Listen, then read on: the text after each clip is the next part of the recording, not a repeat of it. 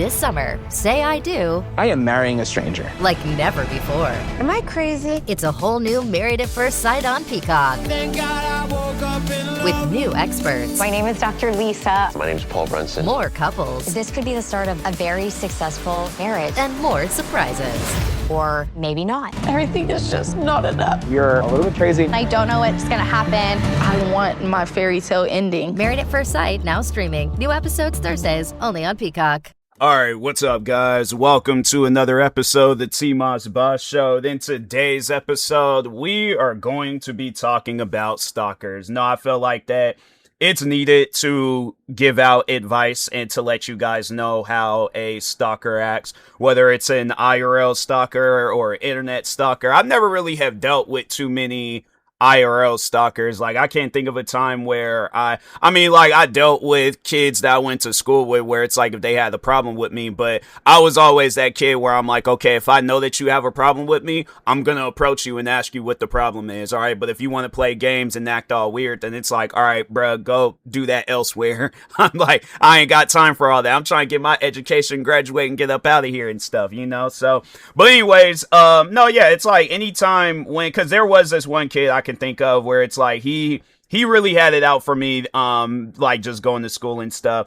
And I mean, it did get to a point where it was like he was wanting to like hang out with the same friends of mine. It's like I remember seeing him dap up one of my friends, and I'm like, I ain't never seen you guys have any interactions, no association whatsoever. Like, what's going on here? So yeah, there was a couple of times where I was like, you know, he had the opportunity to say something to me.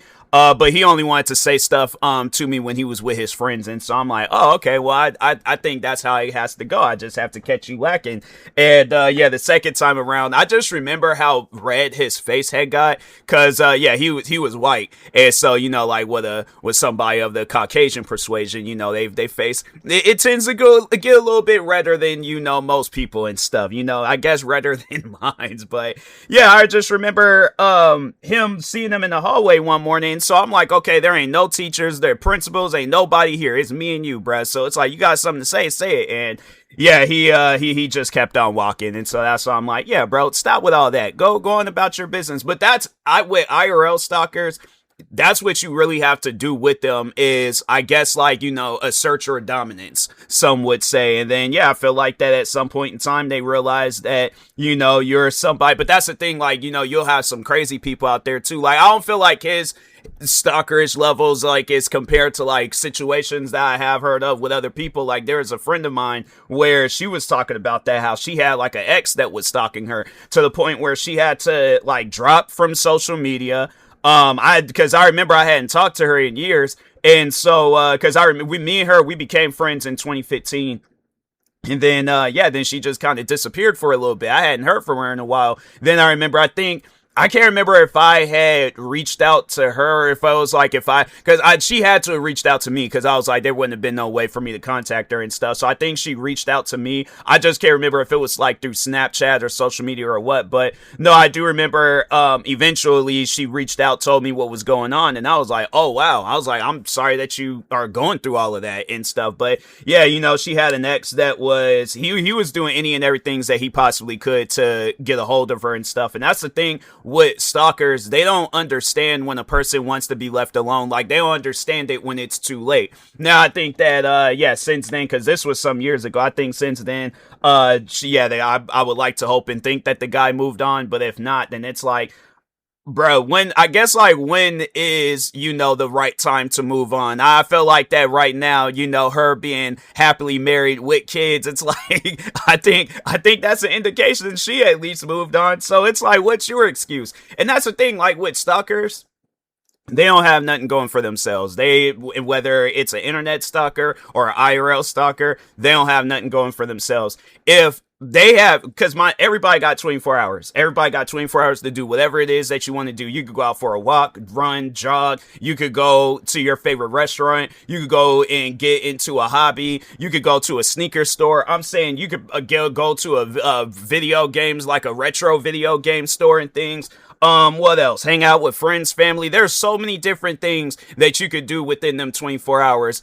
you want to be, or I guess more so bother a person that doesn't want nothing. They're using their 24 hours wisely. You, on the other hand, you're wasting your 24 hours. And that's the thing. So the main motivation behind this episode is when I had did that extra the other day where I was talking about my stalker. And when I see behavior like that, I'm like, bruh, you know, my thing is this. When you're a kid, you know, because, yeah, it's like they don't have, like, the brain capacity like how an adult would, you know. But when you're an adult, you need to be setting the example. Now, I think it's safe to say that my stalker, he don't have kids. He's not fit to have kids, even if it is on some stuff where he'll try to flip it on me and be all like, oh, well, I don't want kids. I don't know. You're not capable of taking care of a child. Your child would die. I'm going to just say that much. Yeah, it's one of those things where I'm like, if you were to have a kid, put that kid up for adoption. Because you are not fit to take care of a child. My thing is this, all right, because if that's the case, let's say, and you know what? No, it ain't even something where it's like, I need it, because I already know what the answer is going to be. You have 18 years to take care of a child, right? You have 18 years to do that. What are you going to do within them 18 years? Focus on your kid or focus on what I'm doing? And if it's on some stuff where it's all like, oh, well, I'll split it down the middle. I'll still stalk you, but I'll take care of my kid. Yeah, like I said, put your kid up for adoption. It shouldn't be no thing where some random person that don't want nothing to do with you comes between you and your child. So, but and that trips me out too, where it's like, it'll be people out there where it's like, you have so much going for yourself, yet you want to be a stalker. Why is that? Like that's something where I'm like, if a stalker ever does hear this podcast episode, please put me in the mind of a stalker. Explain to me, why do you stalk? Like, what causes that chemical imbalance in the brain to where you feel that you need to stalk somebody? So yeah, that's what I'm like, I never understood that, you know. But anyways, but yeah, getting back to my friend, you know, yeah, she's happily married now with kids. And I think she got multiple kids. I don't know. It's been a while since I've talked with her. I should reach out and check up on her and see how she's doing and stuff. But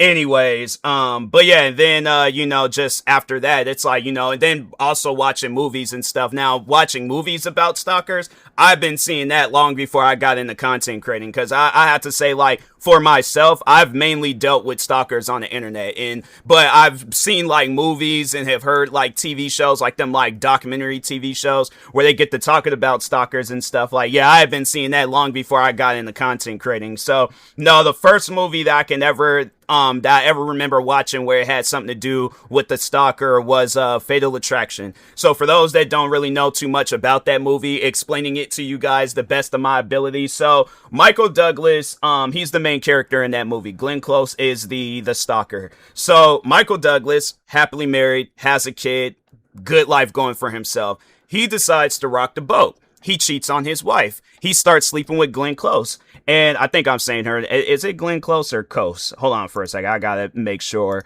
I'm saying her name right, because I'm not good with names, people. All right, yeah, Glenn Close. Okay, so but anyways, he starts cheating on his wife with Glenn Close. Glenn Close, she develops an obsession, because I think it's safe to say that she was lonely. She was alone. She didn't have nobody in her life. I think she has said that, like, her dad lives in a completely different state.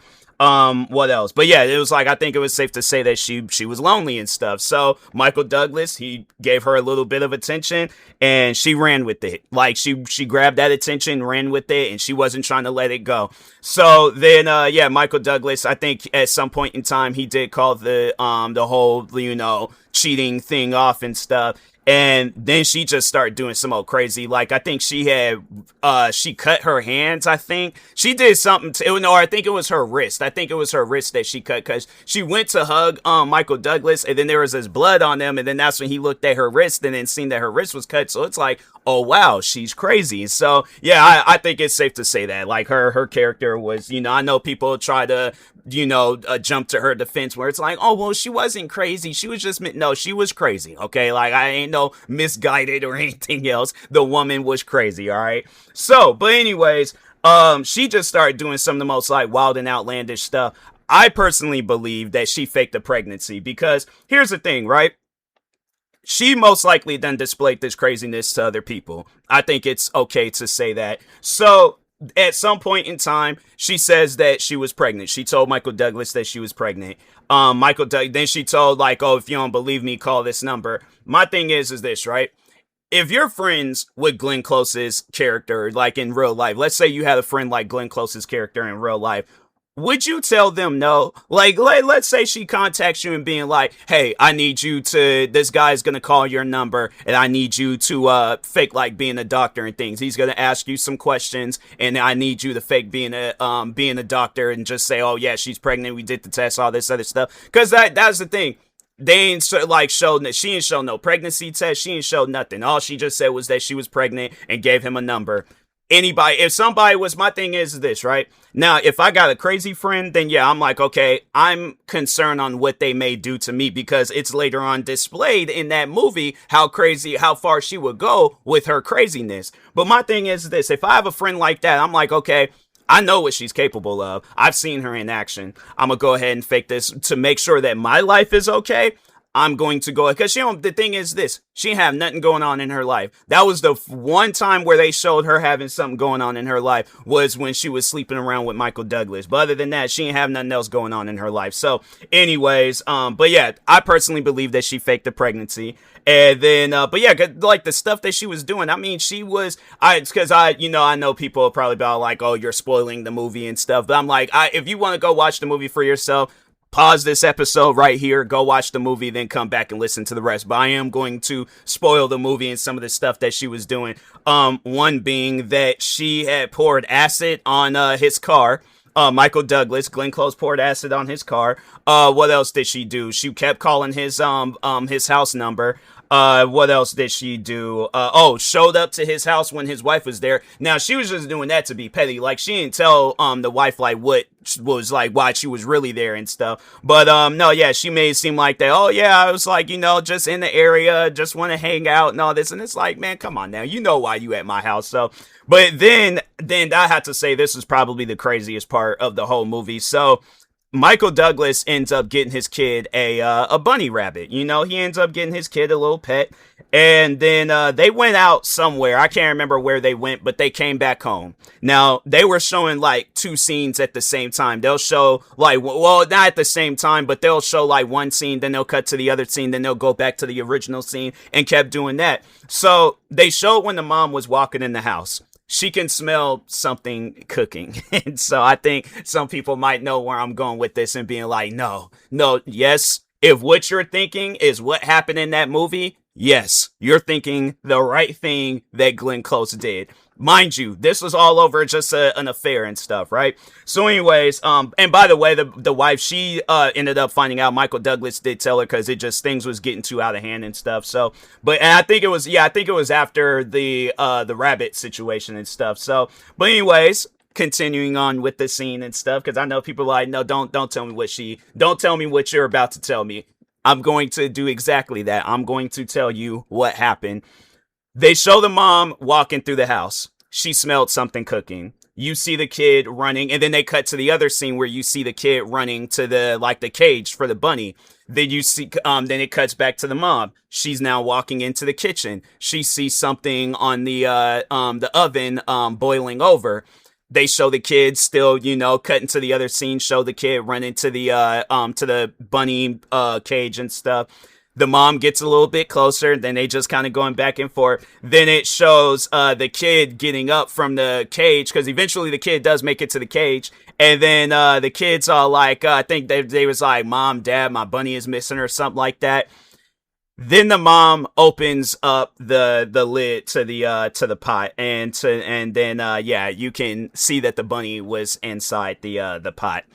That's how far Glenn Close went. She's now taking her anger out on the kid. The kid didn't even do nothing. The kid just exists. Like, that's the crazy thing about that, where it's like, when watching that movie as I get older, I'm like, what did the kid do?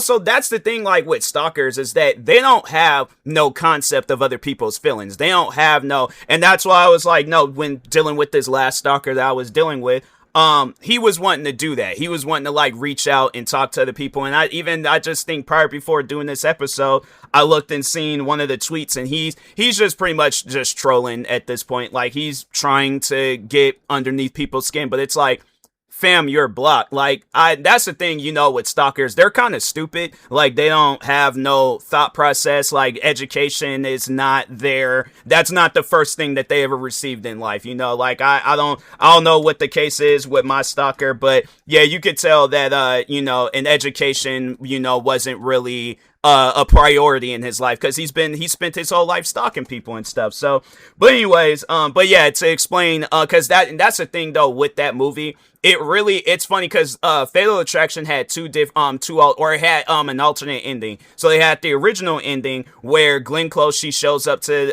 Michael Douglas's house. She starts fighting with Michael Douglas's wife, with actually trying to stab her. And then Michael Douglas came running into the bathroom. They had a fight. Michael Douglas's wife, she leaves up out of the bathroom, and it's like, you know, you don't really know because you're what she was doing, because you're paying attention to the fight between Michael Douglas and Glenn Close. So anyways, Michael Douglas thought he killed her. He thought he drowned her in the bathtub. But then she jumps out waving a knife, making this weird noise. And then eventually she's shot by Michael Douglas's wife.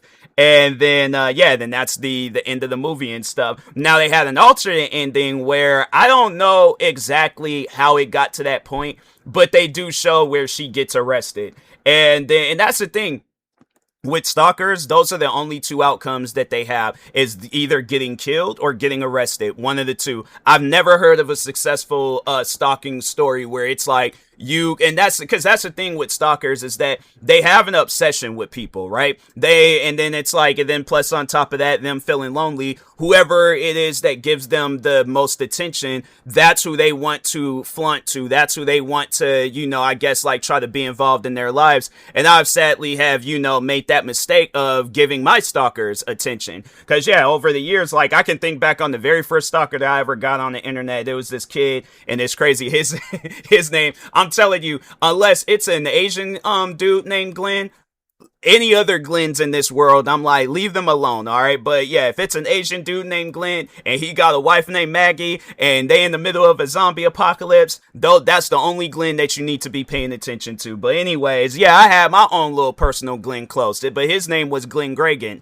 And he you know, the crazy thing about it was that, and again, giving him attention, that's the thing I should have, but that was, you know, I had just got into, you know, doing content creating full time, so I didn't know that this guy was crazy. But anyway, so I was getting into it with another YouTuber, and this was a YouTuber that Glenn was a fan of, but he seen me going back and forth with the guy, so he stopped being a fan of the guy and started being a fan of me. At the time, I didn't think anything of it, but yeah, overall though, he was all like, oh yeah, I'm done being a fan, because the guy's name was Clockwork Cyborg, so he was like, yeah, I'm done being a fan of Clockwork Cyborg, I'm a fan of you now.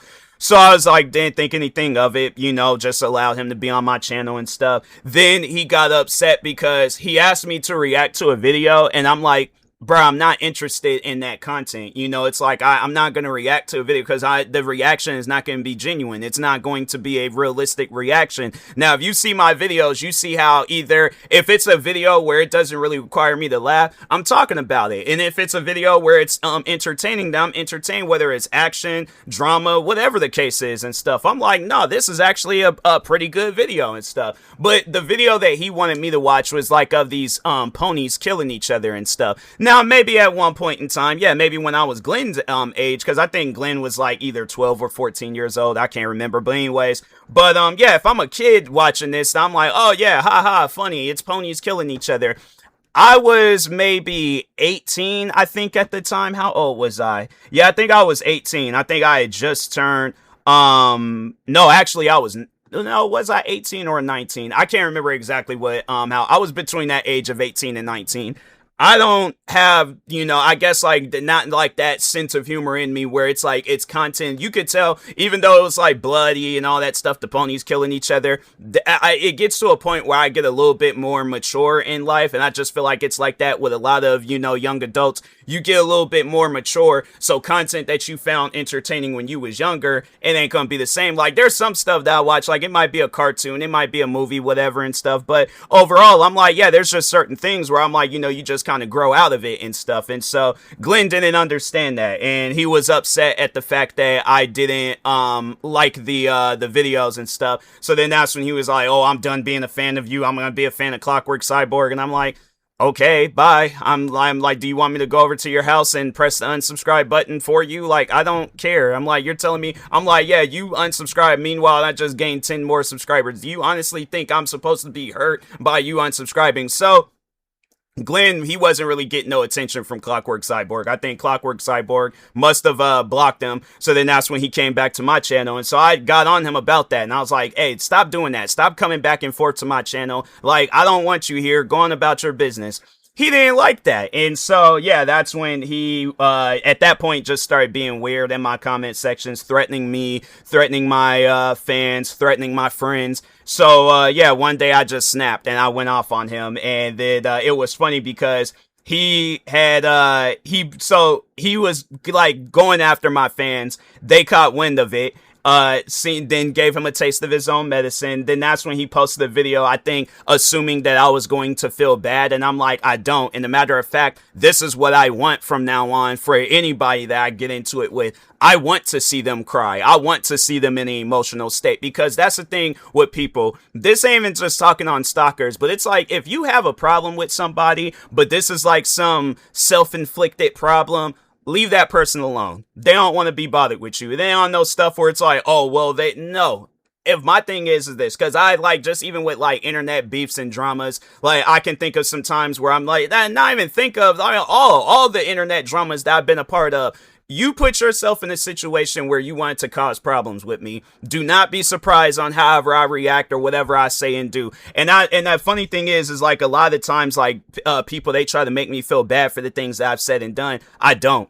I never have, and I never will. Like, you strap me to a lie detector test and be all like, oh, do you feel bad for this situation? I'll say yes, but I know that I'm lying. And I'm like, yeah, I guess it's just another way of just telling the truth and things, you know? Because I'm like, no, I don't. I can tell you guys right now, without a lie detector test, all of the stuff that I've said, all of the stuff that I've done, including this situation causing Glenn to cry in a YouTube video, I don't feel bad for none of that. But yeah, he got a taste of his own medicine.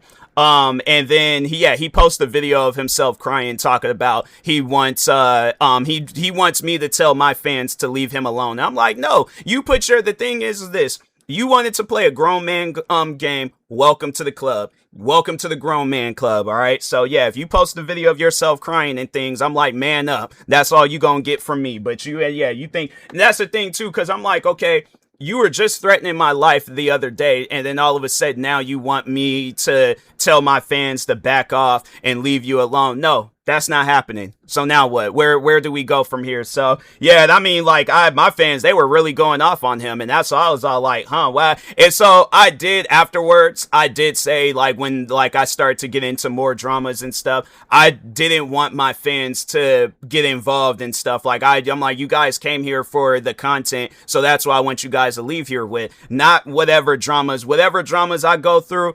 I'm gonna just go through it on my own. But I mean, hey, but at the end of the day, if you guys want to go over to a person's channel and make them cry, I'm not gonna tell you to stop, you know, because if they put themselves in a situation where they want to cause problems with me, then that's on them. So, but anyways, but yeah, shortly afterwards, Glenn was kind of still stalking me, but then yeah, I think that.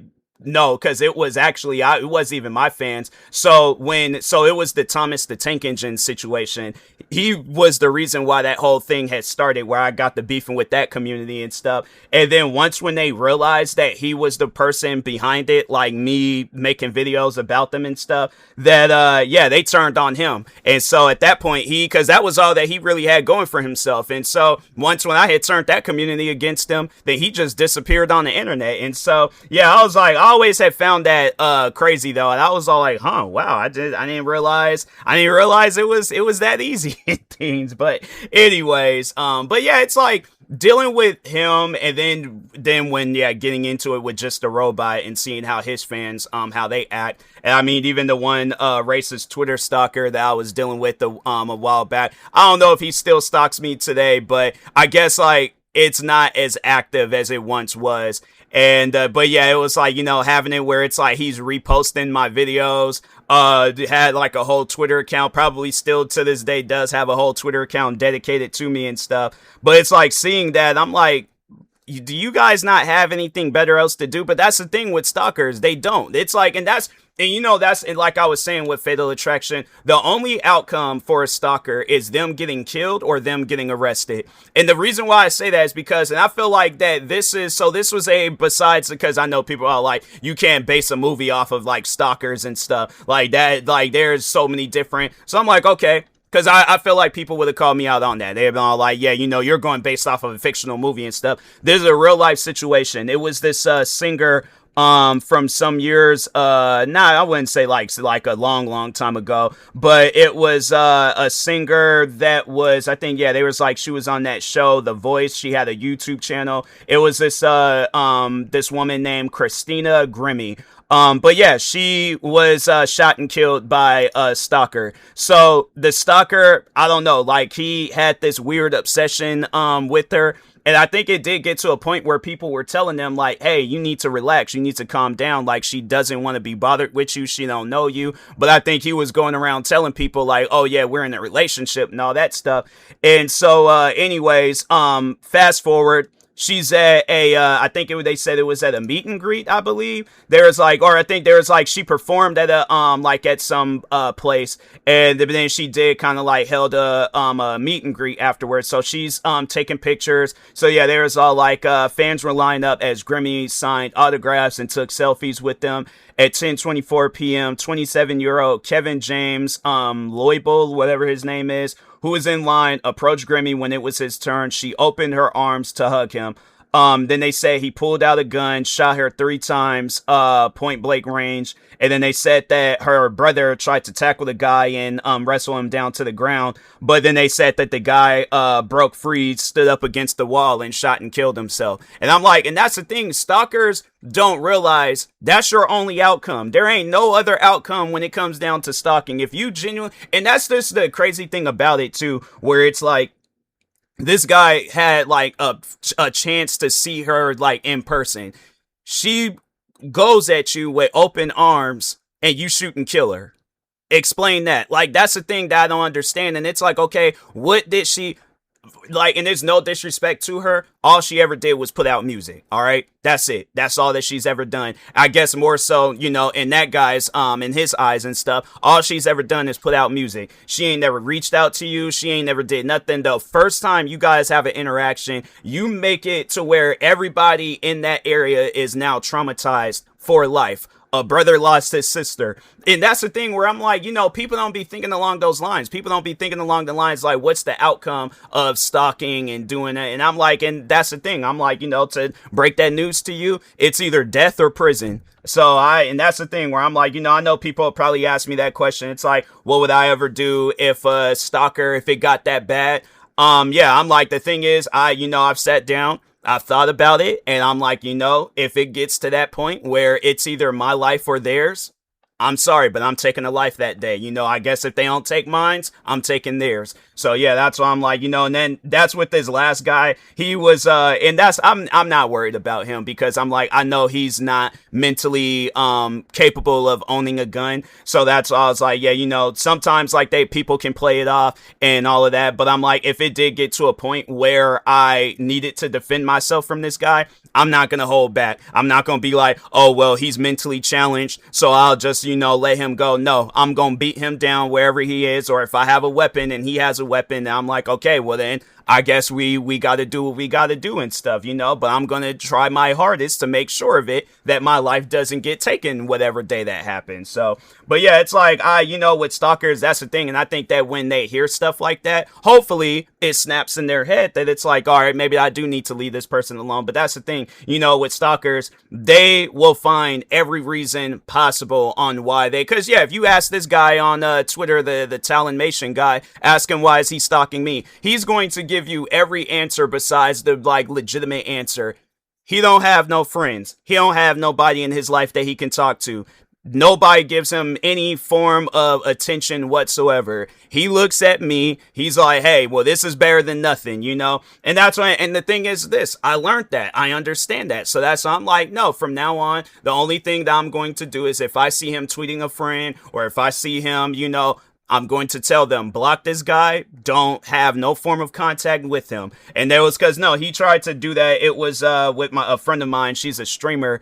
And he was like trying to tweet her and stuff. And so I was like, and I told her, I was like, hey, I messaged her and I was like, yeah, block that guy. I'm like, he's just being weird. I don't know what his problem is, but, well, I do know, but I'm like, yeah, at the same time, I guess like, the origins of the problem. It's like, if this is off of some content creating stuff, then it's like, bruh, let it go. I'm like, that's the thing where I'm like, you're putting yourself involved in a situation that doesn't have nothing to do with you. You know, even if you are a fan still, it don't mean nothing. All right. So yeah, I'm like, fans, they come and go, but it's like to see a fan, you know, carrying on like this and stuff over something that's stupid. It's like, yeah, bruh, it gets to a point where it's like, let it go, bruh. But anyways, but yeah, you know, people, be cautious of stalkers. Get you some weapons if you need to. That's one thing I know people are about, like, you shouldn't encourage getting a weapon against a stalker. No, I am going to encourage it because I'm not trying to have it where they're in a situation like Christina Grimmie and they don't have nothing to defend themselves with. So no, I'm like, I do encourage that. Get you a weapon, protect yourself at all costs. If a stalker shows up to your house wanting to act all crazy, and that's the thing too,